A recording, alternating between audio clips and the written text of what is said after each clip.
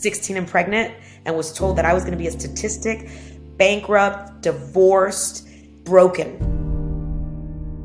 For a long time, it was resentment. For a long time, it was kind of like me against the world. And it actually became toxic. My life started to change when I released all of that.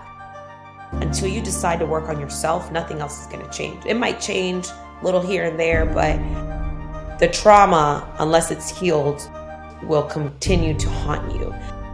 I didn't have a big budget, and I've said this before, but I had a big dream, and I was willing to outwork my competition. We sold 2,000 homes in 2021 and a little under 2,000 in the fiscal year between 2021 and 2022. This year, we're not going to sell that many homes. We're still going to sell 600 to 800 homes. We don't always win championships with the same team we started with. I wasn't going to give up. And my parents, they raised me to work hard. Right now, where my focus is on is to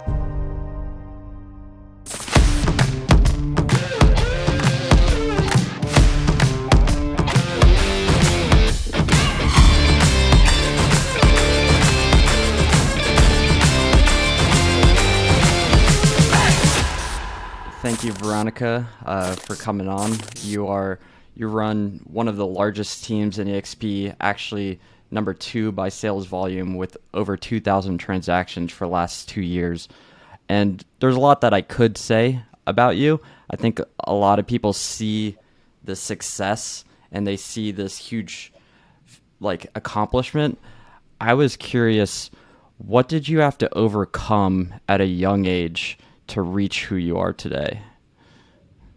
Well, first of all, thanks for having me. It's always an honor, and I'm a huge fan of your work. I think that you're doing really great things in the industry as well. I've kind Thank of you. been following you as well, and we have some mutual friends like Jimmy Mackin, our friends in the industry. So just really just wanted to acknowledge you for what you're doing to contribute to the industry. First off, and just to kind of segue into what I had to overcome, I've really had to reflect back on that. I think in the moment when I was overcoming it, I didn't recognize that I was being set up for my future. But as a young girl, I kind of was bullied in high school. I was bullied all growing up. I grew up in the military, so we faced the challenge that families face when they're raising a family in the military. You got to get up and go every 2 years. And in the moment, you don't think about how that affects you, right? As a young girl, you don't have the stability of having friends in one place for a long time. You have to just completely uproot your life. And as you're growing up, that's all that matters to you, right? Your surroundings, your community, your school, your friends. And then you get the notice of we're moving again.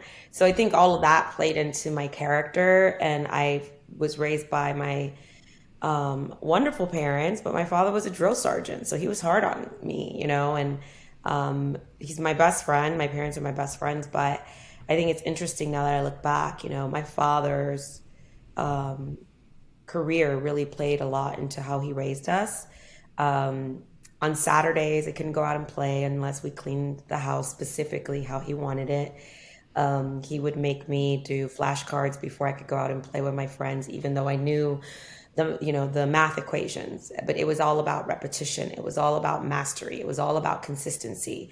Even if you knew it, he wanted me to get faster, better, and sharpen my skills. And I didn't recognize what he was doing at the time. I thought he was just mean. And now I look back and I'm super grateful. And my mom was an entrepreneur. I watched what she did, and she made me work at her store while all my other friends got to play. My mom would make me, work for the things that I wanted. And at the time, I think Jordans were a thing, right? And it was, I'm aging myself, don't want to go back how old I am. But if when it was first came out, I was like, oh my God, Mom, I want these shoes. She was like, yeah, we're not paying that kind of money for sneakers. If you want it, you're going to have to work for it. So I would have to know how many hours I had to work in order to, get those one-off luxuries or things that my parents just said, no, we're not providing that. If you want that, this is our budget. I was like, I don't want to go to Payless. I don't want to go to, to Walmart. I don't want to wear those shoes. I don't want to, I was already being bullied. I wanted the cool kid shoes. And my mom said, well, if that's what you want, you don't have to work for it. And at that time, I just thought my parents were cruel. But I realized that they were building character now that I look back and reflect on it. And I think also saying I grew up having to overcome certain things that a child goes through, or someone growing up in their, high school years and middle age years, which are the most important, right? All the things I had to overcome. Like I would stand up, when I said I got bullied, it's because I would stand up for the people who were getting bullied. I would stand up for people who, didn't have a voice for themselves. And I was this 5 foot shy, just 5 foot, personality that would stand up for people, whether you were a guy or a girl. And I would say that's not right. And, that came with consequences as well. Mind your business. And next thing you know, you're being jumped by someone, or you're being, you're having to pay the consequences for standing up for someone. And I don't regret any of that because it really helped shape me for, into the adult that I am today. Again, I've had to go back and reflect on that. Like all of that was a blessing in my life. And then, of course, I think I've said this many times and it's maybe known, I became a mother at an early age at 17. I got pregnant at 16. So that was another challenge I had to overcome early on in my life. And I think it taught me resilience. It taught me, to really get clear on what I needed to do in my life early on, because now I had the responsibility of raising my son. And I had all these dreams and aspirations, but all of a sudden my life changed in the blink of an eye. Like in one moment changed my life. The moment I found out I was pregnant, and all the dreams I had of, like any other person who had ambitions, you have to rethink your life in that moment. And I could have just fallen to victimhood and become a statistic, but I chose to take control of my life. And I decided I was still going to go to school. I was still going to go to college. I was still going to provide for, my child. I was going to still make sure all my dreams came true. And it may look a little different, but I wasn't going to give up. And my parents, they raised me to work hard. They raised me to face my challenges and consequences. And I'm grateful that every single obstacle that I went through helped shape me into the adult that I am today. And then now it's kind of like a walk in the park. I've walked my darkest hours, and those were not my darkest hours. After that, many things came. A lot of things like, then divorced at 24, bankrupt at 25. At one point, struggling with the challenges of the industry, that unfortunately our industry can sometimes, the pressure of the industry can take a toll on us. And, you become just so caught up with with the hustle and bustle. I gained 100 pounds. I, at one point, fell into depression and drinking and not having control over my feelings. So let's just say I've had to overcome a lot of things, but I think I've seen the light on the other side of it at this point. Yeah, it's interesting because at least from like my own self, because I was bullied as a kid, and then I've seen like other really self-made people. They always seem to have like a chip on their shoulder from something. And I do want to touch on, like, because you've touched on a lot, like the glass ceiling. You talk a lot about like there's male dominant industry. I want to get to that. I want to talk about your journey losing 80 pounds. But I was curious because you said also at a younger age that you resented your father at first for the discipline that he brought in, but then your mother also opened your mind to a lot, and then you were bullied. So I was curious, between all those three things, like which one was kind of like that chip on the shoulder, or was it all three? I think the chip on my shoulder was probably the bullying. Like that definitely was one of the things that, now that I look back and I understand, and I masked a lot of those feelings, Andrew, for a long time. I've done the deep work. I have a therapist. I'm still doing the work. I feel like, life is a journey. It's not a destination. And at this age, I'm still trying to unpack and face some of the things and some of the shadows in my life that, let's say, I locked away for a while, but they were really never locked away. they were playing a big part in my life, and I just didn't know why I was behaving in certain ways. Why I always felt like I had to prove things to people, or why I had to feel like I'm going to show people, or you know, I think it actually was resentment for a long time, but now I look at it as like, wow, it was actually part of the journey. I needed to go through that to be able to use the voice that I have and not be afraid to use my voice and not be afraid to stand up for the things that I believe are right, challenging the status quo. Now that I look back, I was bullied because ever since I was a little girl, that's who I was. I was an advocate for doing the right thing. I wasn't a person who saw good in people. I didn't like people being bullied. I didn't like people doing other people wrong. And now that I look back on that, I was willing to stand up for things that most wouldn't. I was willing to, like they say, get my ass kicked here and there to stand up for others. Um, and I think that's really where the big chip on my shoulder came from, because a lot of the people who hurt me were people that at one point I cared about. So I think that that played a big part in my life, because then I really had that chip on my shoulder. I was like, oh, I'm going to show them that I'm not who they say I am. But then I had to turn that around. For a long time, it was resentment. For a long time, it was kind of like me against the world.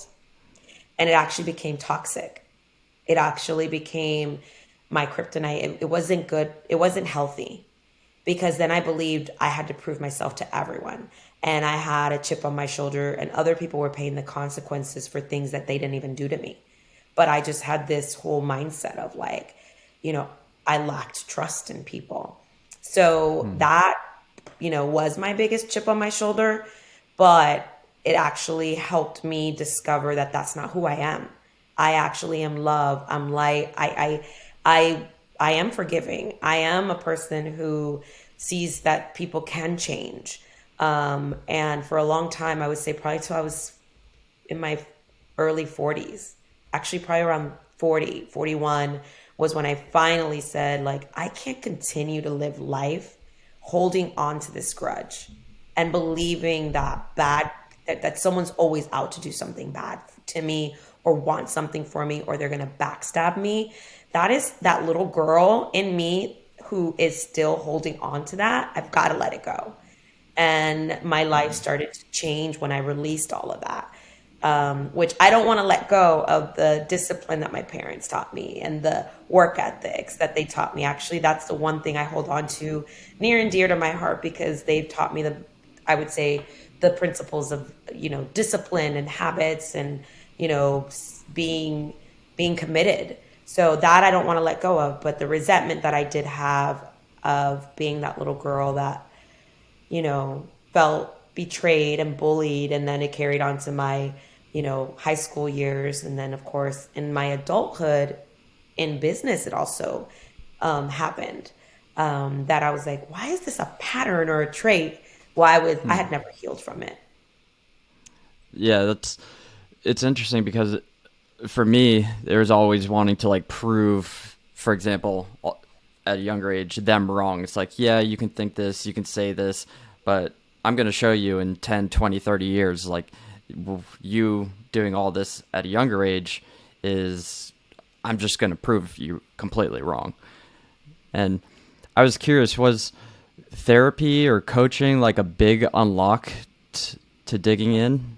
Oh my gosh, yes. In 2018 or 2017, I met my current coach, John Cheplak. And I remember meeting him, and my husband and I were at a real estate conference, and we looked at each other and we're like, wow, like that man is speaking to our soul.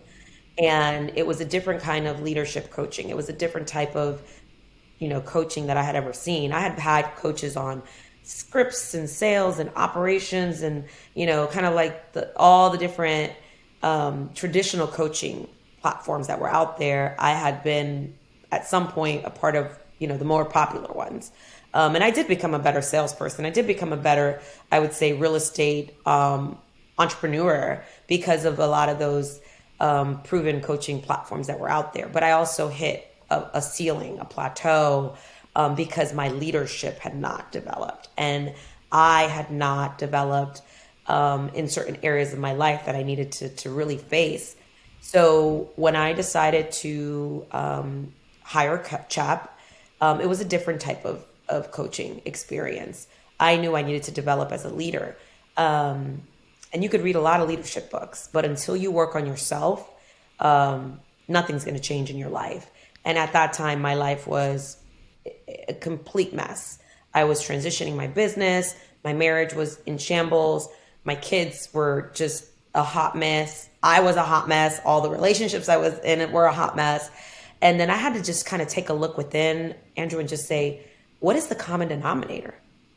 Who is the common denominator? And it was me. I said, I have to work on me.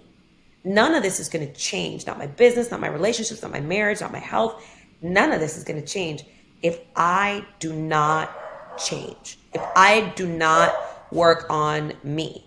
And that is where I think the coaching that I started, the coaching path I started on with Cheplak really helped me. You know, the first book that I read while I was working with him was The Shadow Effect. You know, really dealing with those dark shadows that, you know, you have within you. We all have them, right? And really understanding that nothing is happening to us, it's happening for us, and that everything has its duality.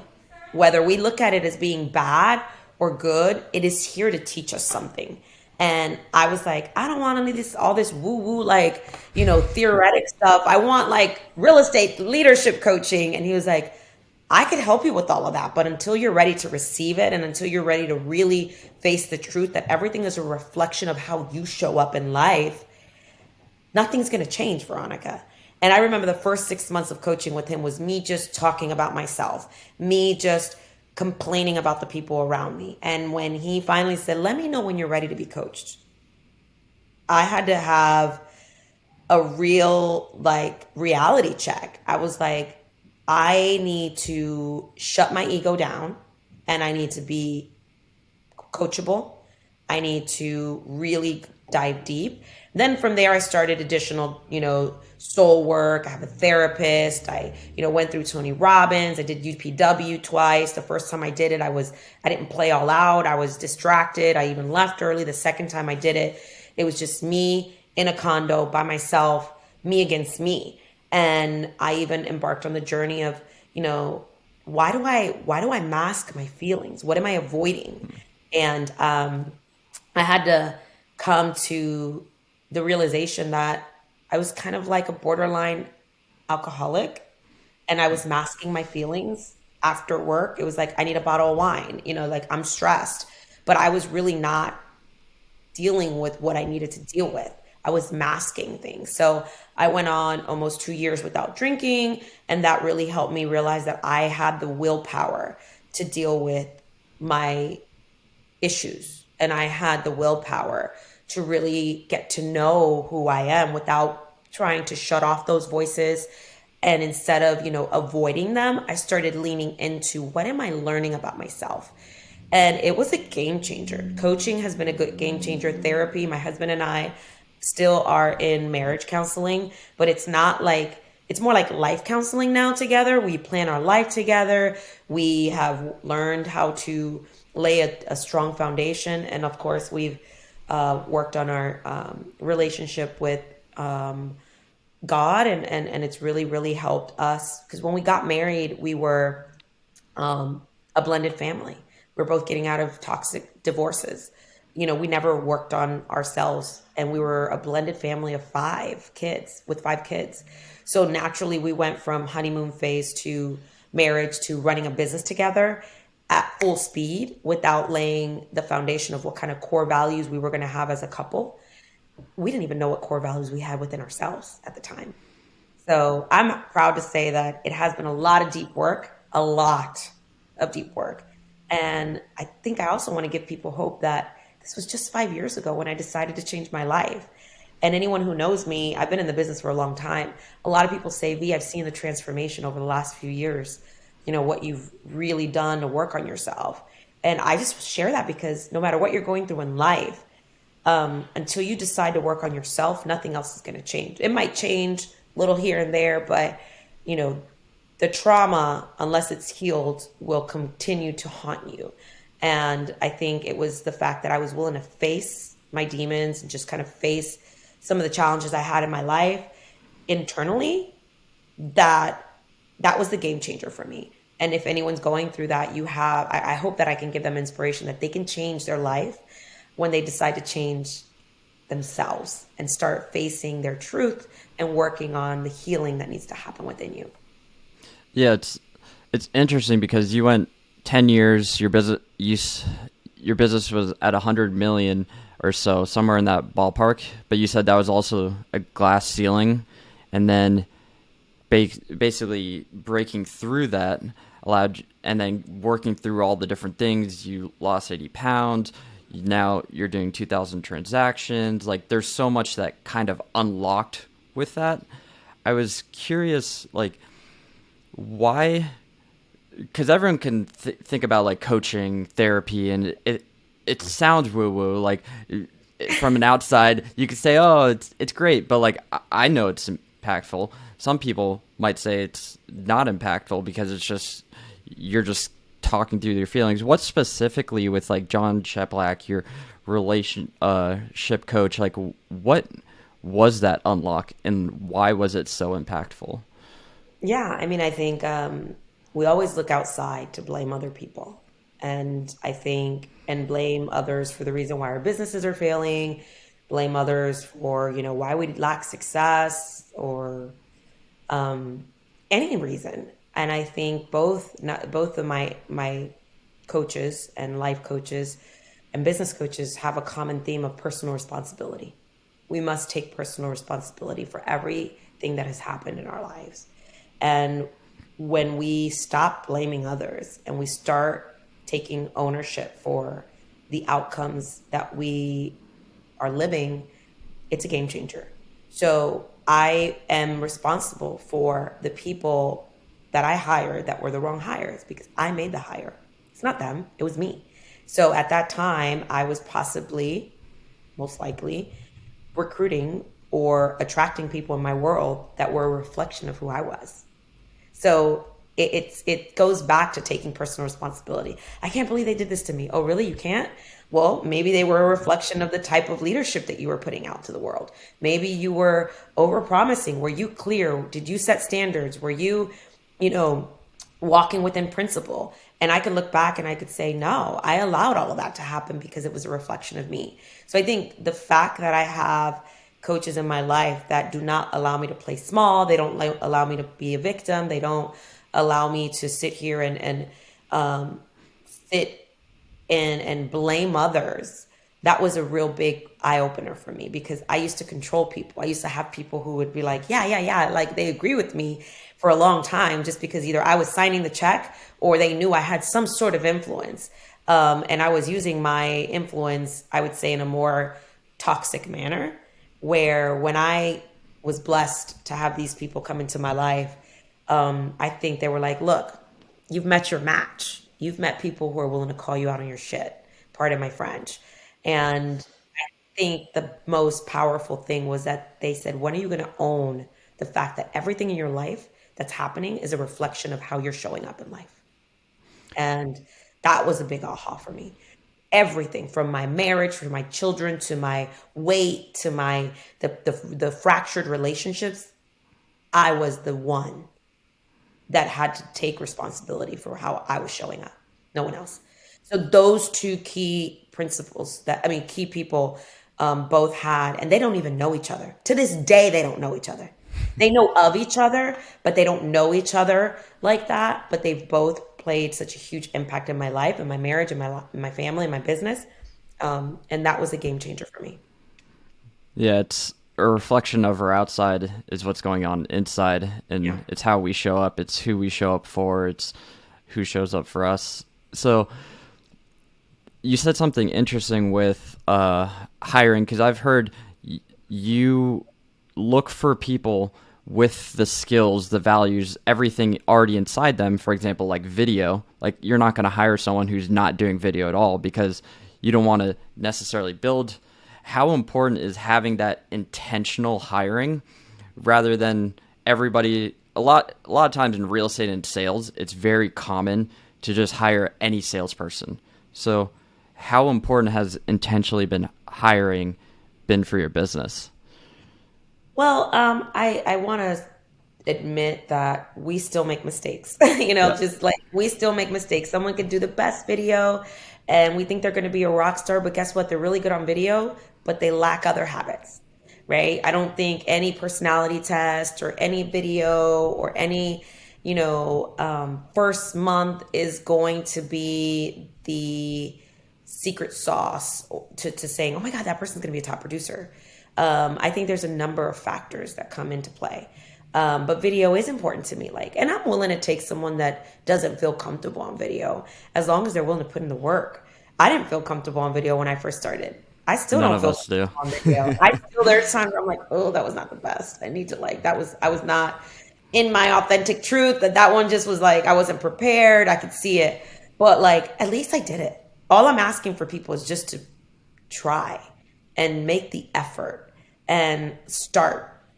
And when you start, then you can progress and you can get better and you can learn from it. We can watch the game film. We can see what you did right. We've got prospecting hours at our office. I'll be heading over there in a little bit, right? And there's agents. We used to be the team that we were drinking from a fire hose, Andrew. And, we sold 2,000 homes in 2021 and a little under 2,000 in 2020, in the fiscal year between 2021 and 2022. This year, we're not going to sell that many homes. It's okay because I had a big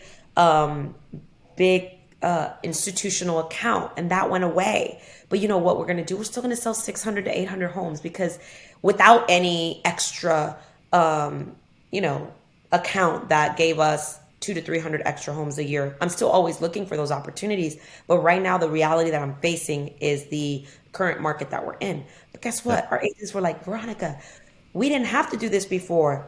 Well, because they weren't with me in the old version of our team, right? Where that's all we did was prospect daily, huddle in the morning, and do the things that community events, all the things that we had to do to become a great team.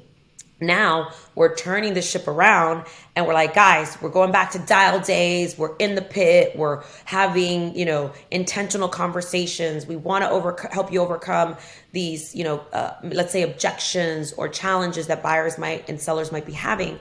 And the only way we could do so is by showing up together and practicing together and, doing this in an environment where we have synergy.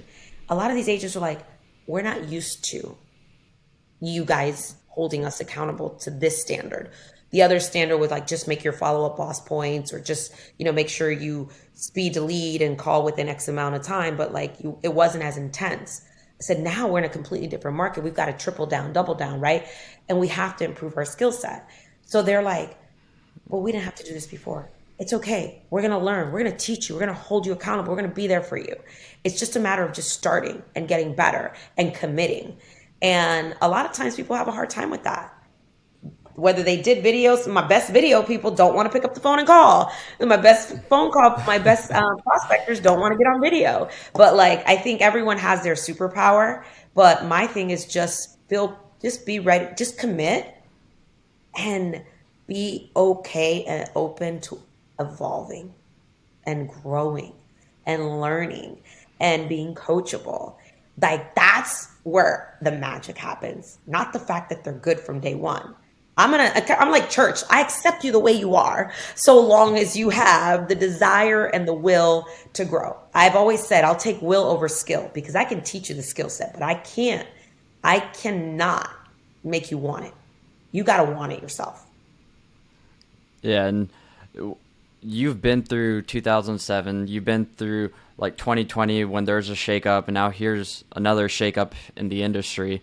What are you doing specifically? Because you're very good and known for creating producers and creating other leaders. What are you specifically doing now to elevate your team and to build that culture that is going to push you through this dark time? Yeah, so I set out to become a really great operator. That was one of my chip on my shoulders early on, Okay. Andrew. I was like, I'm going to show that women could be really great operators. Our industry still, I think, has a lot of work to do. Although women make up 67, I believe, percent of real estate, of the real estate population. When it comes to leadership and high performing teams, it was a real male dominated space. And a lot of those males are my mentors and my friends. So I'm not anti that, but I just knew that there was still a gap. So I said, I'm going to set out to be more than just a real estate agent. I want to be a great real estate operator, entrepreneur, industry leader, a thought leader, and show that I can do this and I can open doors for other women.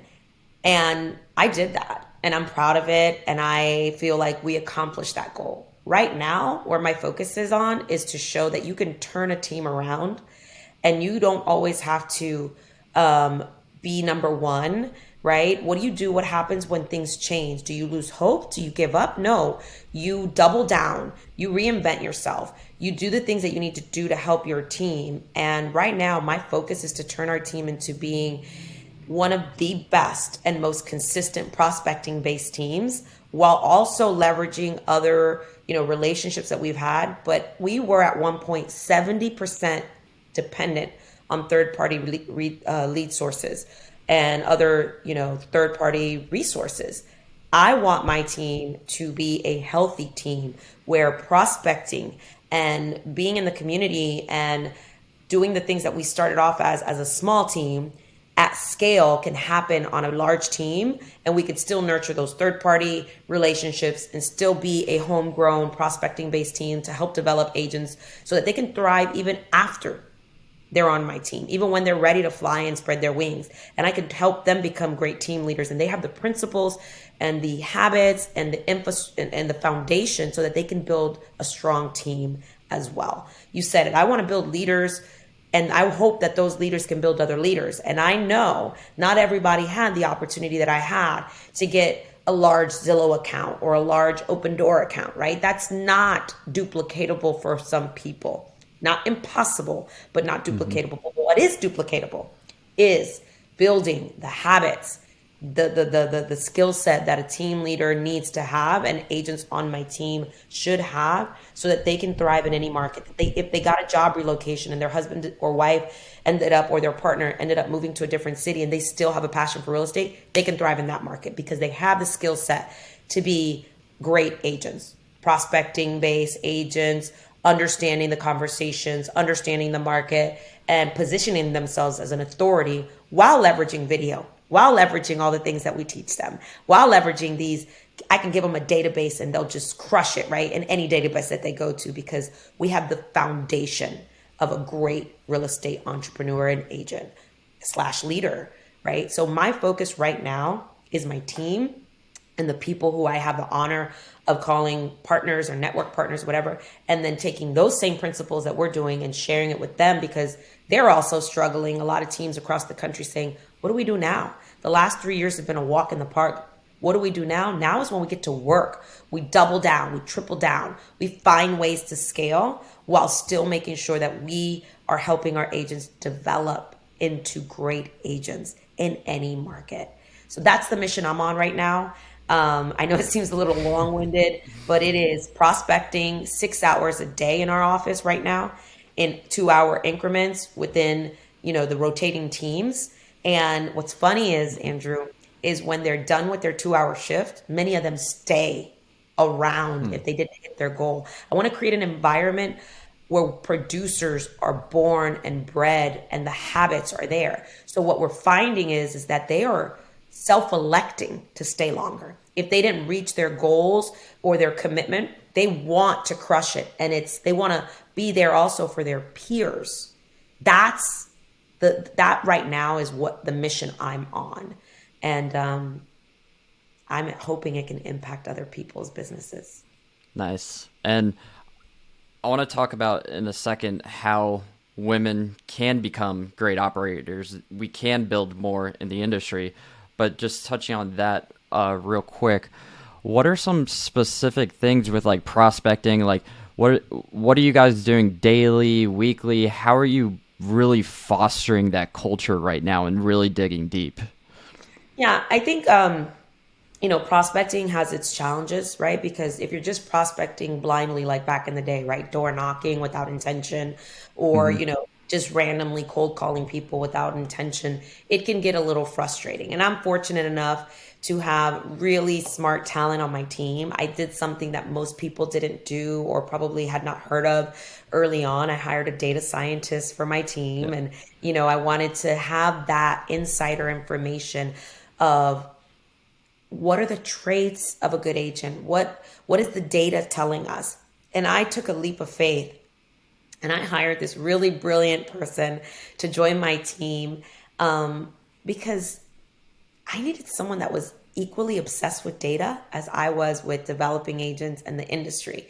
Completely out of this industry, and I've been able to teach that's amazing human, Eric, um, all that I knew of real estate. I taught him 17 years of real estate in 3 years, and I said, I'm going to teach you real estate, but what I need you to do is help me become a better operator and take this information that we have and help me dissect it. So what we do is we try to be intentional with our prospecting, and anyone that comes into our funnel, that we're able to really be a part of the journey with them. So, if an agent calls on one of our listings, what we kind of parse the number and we put them into our database, and we're able to follow their journey, and we take them on our careers page, we take them on our value-based content. We put a 52-week journey on making sure that we're giving them content. Same thing with the buyer and seller, right? We know that 95% of the people who are in our database are not looking to buy or sell. We have a 100,000 person database. 95%, we're pretty confident right now they're not in the market to buy and sell yet. But what we hope to do is that we give them enough value that they recognize us, or they think of us, or they've seen us when they do think of doing something, whether it's buying or selling. But what we've done is, we're very intentional about any piece of data that comes into our database, anybody that we come into contact with. We know where we want to segment them, whether it's a buyer that's not ready to buy yet, a buyer that's out 90 days, a seller that bought a home from someone else, doesn't know that he's going to be a seller in our eyes. And we nurture that relationship through an entire journey and campaign that we can follow them. And of course, we leverage a lot of technology to kind of like tell us a lot of behind the scenes analytics. So when our agents call, we actually give them a smart list. We give them a smart list based on how long the person's been in our database, that person's trends and habits that we've been able to monitor. So our agents don't even have to pull the list. We're giving them the list as to who they should be calling. Our recruiter for our team, he doesn't have to go through some, cold list of calling agents. We've actually given them analytics over who is likely to move, or who has been in our ecosystem or in our funnel and is showing signs of interest. They've been on our LinkedIn, they've been on our IG, they've been on our website, they've been to our careers page, they came in person. So like, I'm always wanting to use this data to help us have more efficiencies in our prospecting, which I think we as operators need to be a little bit more intentional than just tell people, go call your sphere and go call your database. There's a little bit that we can do as operators to help them warm up or have warmer conversations, together with the content and the things that we put together. So that's what we work on right now. I never liked just cold prospecting, so I try Yeah. to put myself in the agent's shoes, that it would make me feel uncomfortable, but I did it. It just wasn't my superpower. My superpower was building at scale and building high level relationships. So I try to take that same approach and say, if I have this magical database, how can I be that person that builds community within the database, that they recognize me, so when they do call, it's a little bit more warmer. It's a warmer follow up. So, how can a single agent build relationships at scale? Let's say an agent comes to you and says, "I can't hire a data scientist," but I'm sure there's things that they probably could do. Oh yeah. And listen, I hired this data scientist because I was getting ready to partner with the big account. Yeah. I was already a team of 30 plus 40 agents. I had ambitions to get to 100 agents. I wanted to sell 1,000 homes. I knew what I wanted.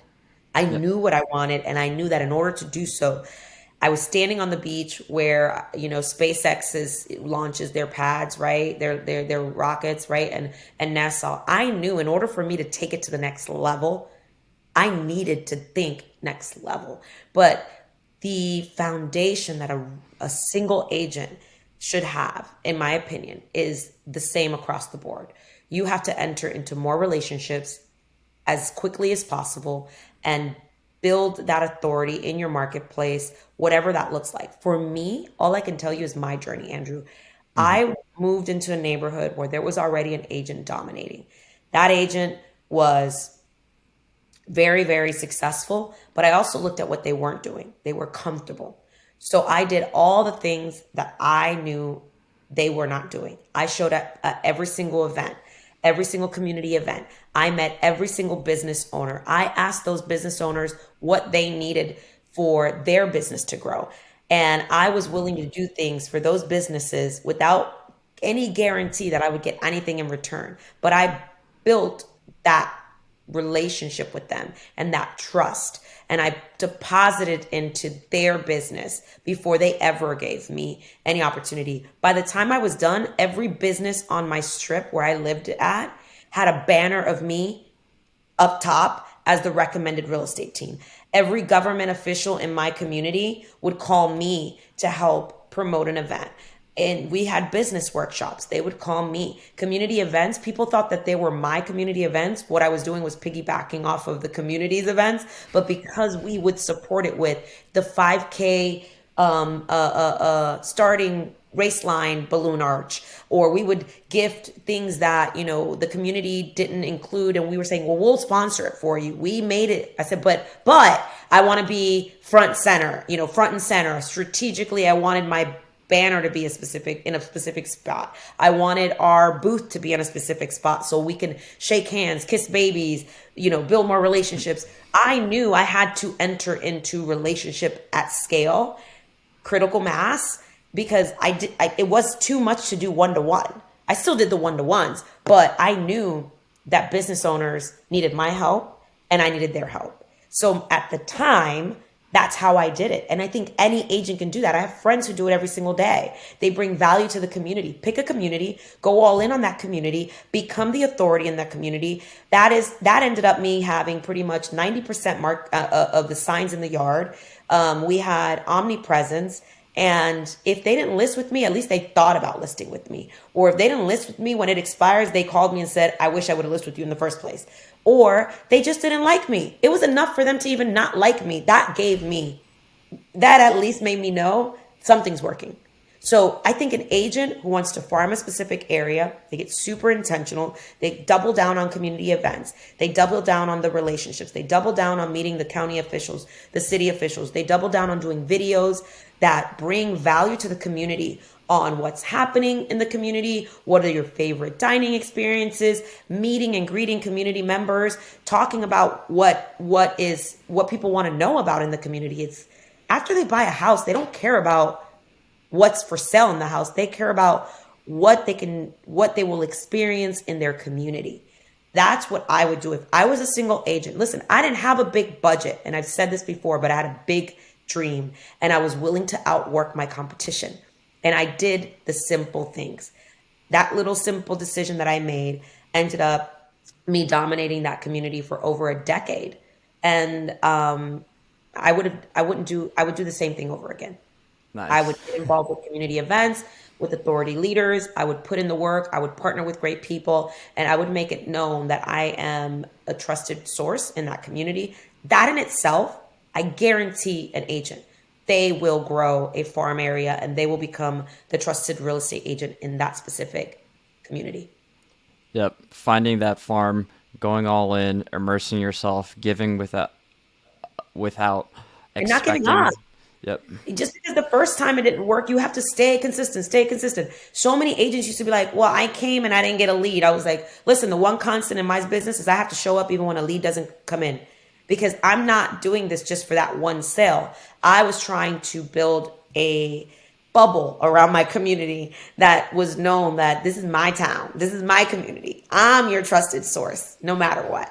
Whether it's now or a year from now or 3 years from now, I'm the person you're going to call. So I just was willing to play the long game. And I think real estate agents in general they give up too early. And I want to respect your time and ask one last question, because you are very passionate about helping women become leaders, become bigger in the real estate industry. What are 3 specific things that, speaking to those people now, the women, the leaders, the people that you want to help build up, what can they do to become amazing operators like you? What does it require for them? Great question. I think it starts with really committing to leadership and all the challenges that will come with leadership. Leadership is a word that's so glorified, but it is hard.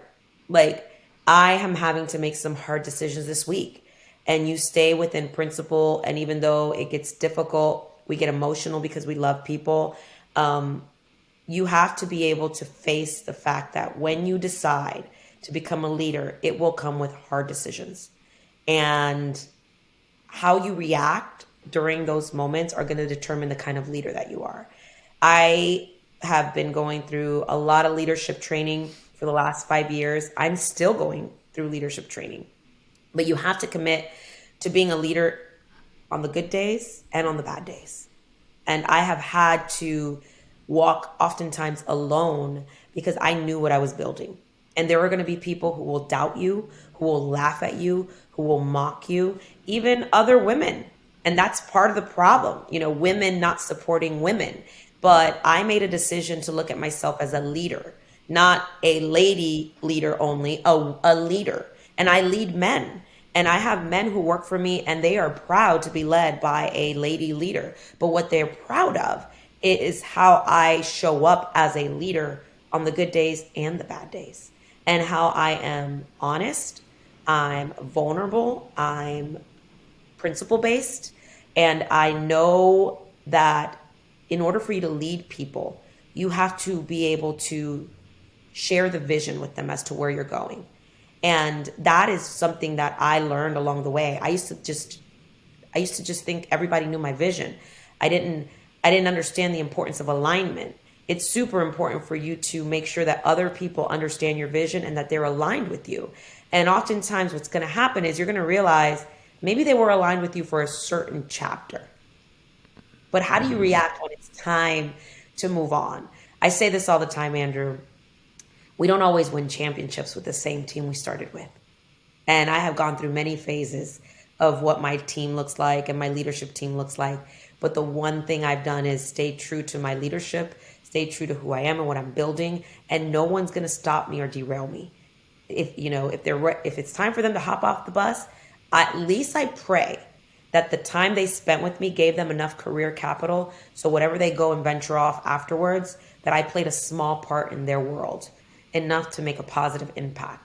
And usually I hope it's work related, that I was able to show them to work hard and to just go out there and become the best version of themselves. So working on your leadership is so important if you are going to become a great operator and you want to be an industry leader, and deal with the hard stuff that comes with leadership. I think you need to run your own race. I think it's important for you to run your own race and not think that you have to do it like others have done it.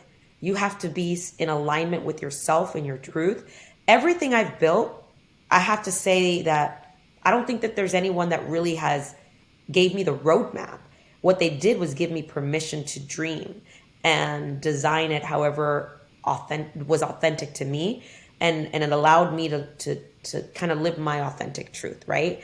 And I'm still figuring that out, but I'm running my own race. And there are days where I feel like I'm running a little slower. There's days where I'm on fire. I feel I'm in flow, but I'm running my race, not anyone else's race. And when I figured that out, my world changed, Andrew. It was like, wait, so I don't need to be worried about what so-and-so's doing. And what so-and-so, I'm doing what flows right for me.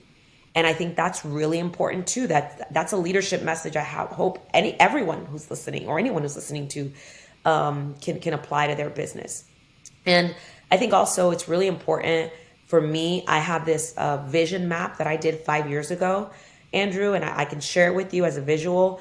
And I just recently have been sharing it because I think it was God wanted me to go back and reflect on it. But it broke everything down from what is your life mission? What do you want to be known for? What do you want your net worth to be? Don't be afraid to talk about money. What do you need to break free from for freedom to really, freedom looks different for different people. For me, it was releasing myself from some of the shackles of the mindset and the limited beliefs and the people who were around me who just didn't believe in what I believed in. Walking away from some of those relationships. What are some of the financial goals and the business goals that I had? I just started writing it down. And on this visual that I'm going to share with you, you're going to see clearly on there. It said that in 2019, I wanted to sell 600 homes. And in 2020, I wanted to sell 1,000 homes between Orlando, Tampa, Miami, Puerto Rico, Dallas, to be determined. I didn't even know where. I just said, I am going to sell 1,000 homes in 2020. When I wrote that out, the most I'd ever sold was 376 homes. And I visualized it. And I also talked about what else I wanted to accomplish. I wanted to become an influencer. I wanted to become a thought leader, e-courses. I wanted to be a paid speaker. I just wrote it all down, like with intention and visualization. Philanthropy, what did that look? I wanted to be a part of prop tech. Now tech companies from all over call us to test it on us. When you can decide who you want to be, and you could really map it out and get so crystal clear, no matter how ridiculous those dreams might feel, it can come to life, but you have to believe in it. And I look back and I've accomplished about 90%, 85 to 90% of what I had on that vision map that I promise I'll get to you if you wanted to use it as just a visualization tool. It is a game changer. So decide to become a leader. And that means you're going to have to do so on the hard days and the bad days, because leadership is not easy. And it will look different. And you will look around and some people that you thought were your people may not be around. And run your own race and just believe that you can design this as big as you want, as small as you want, whatever that might look like, but just get super intentional about what you believe your future looks like and the kind of world you want to build. You can do it. I did it 16 and pregnant and was told that I was going to be a statistic, bankrupt, divorced, broken. And today I'm here to share a message that you can change your life and you can dream as big as you want and you can change the world. I want to commend you because you're an inspiration for everyone, of someone who's running their own race and really making a mark in the industry and even outside the industry as a leader. So you're someone everyone looks up to, and I appreciate you for being you. Well, I appreciate you for seeing me and inviting me, and just like I said, what you're doing. The name of this podcast, Breaking and Building Leaders Podcast. I mean, what a strong message and mission. Thank you, because I had to break down my limited beliefs. I had to break down all the barriers to become the leader that I am today. And I used to think that I was broken, but I'm not. It was a breakthrough and it was part of the building process. And I am so grateful for every single step. So I encourage anyone who's going through their own development and their own journey to just love yourself, hug yourself a little bit tighter, know that you're going to get through it, know that you have the potential and the ability to accomplish any and all your dreams. And I'm cheering for everybody who's listening. Awesome. Thanks, Veronica, and I appreciate you. Thank you, Andrew. I appreciate you. We'll talk soon. Talk soon.